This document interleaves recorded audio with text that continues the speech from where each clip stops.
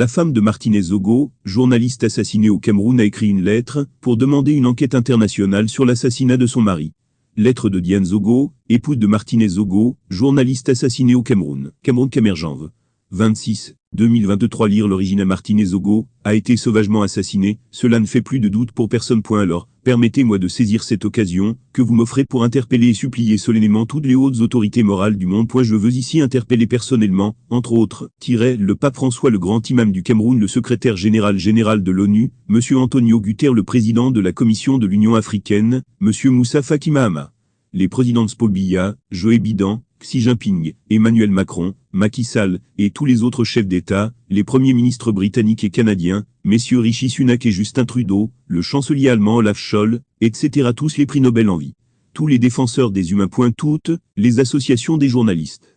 Tous les citoyens du monde épris de paix et de justice. Et tous ceux qui croient encore que l'humanité de l'homme est sacrée et passe par le respect du droit à vie de l'autre. Je vous lance ce cri de désespoir, comme on lance à bord d'un bateau en détresse, une bouteille à la mer pour vous implorer 2.1 d'exiger au gouvernement camerounais la protection sans faille des enfants et de la famille de Martinez Zogo, qui aujourd'hui a peur du danger qui continue à les guetter, et des incertitudes du lendemain. 2 d'exiger du gouvernement camerounais que les exécutants et les commanditaires de l'odieux assassinat du père de mes enfants soient rapidement interpellés, jugés et condamnés conformément à la loi. Que pour plus de crédibilité et de sérieux, qu'une commission d'enquête nationale et internationale sous l'égide de l'ONU soit constituée, pour qu'éclate une vérité indiscutable. Droit d'exiger la finalisation rapide et sans équivoque des enquêtes qui sont à l'origine de l'exécution barbare et inhumaine de mon compagnon.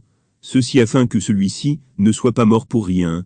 Autrement, cela équivaudrait à une deuxième exécution capitale et sommaire d'État. 4 Que surtout, à l'issue des enquêtes appropriées, qu'en mémoire de Martinez Zogo, que soient traqués et traduits devant les juridictions nationales et internationales pénales les prédateurs de la fortune publique camerounaise indexés dans les documents qu'il a remis aux autorités judiciaires camerounaises avant son immonde assassinat. 5 Que les biens mal acquis de ces prédateurs, où qu'ils se trouvent dans le monde, soient à jamais tracés, repérés, saisis et restitués en mémoire de Zogo Martinez au peuple camerounais. Ça serait bonne justice. 6 Que l'État du Cameroun reconnaisse à feu Martinez Zogo la qualité de martyr de la République, en exaltant son courage et son patriotisme pour le bien commun. Z Je terminerai cette interpellation citoyenne en appelant tous les hommes et les femmes du monde épris de paix, de justice et liberté de s'autoriser à défendre la mémoire du père de mes enfants comme celle d'un bon père de famille qui a été lâchement et barbarement achevé parce qu'il défendait une juste et noble cause dans l'intérêt de tous et de chacun, c'est-à-dire la protection de l'intérêt général. Alors, n'hésitez pas à participer pacifiquement à toute action ou manifestation publique ou privée qui se tiendra en quelque lieu dans le monde en mémoire de Martinez Zogo. Que Dieu protège le Cameroun, tous ses enfants et tous ses amis. Que Dieu vous bénisse tous, en tant que ses créatures. Merci beaucoup pour votre inestimable soutien. Diane Zogo, épouse de Martinez Zogo.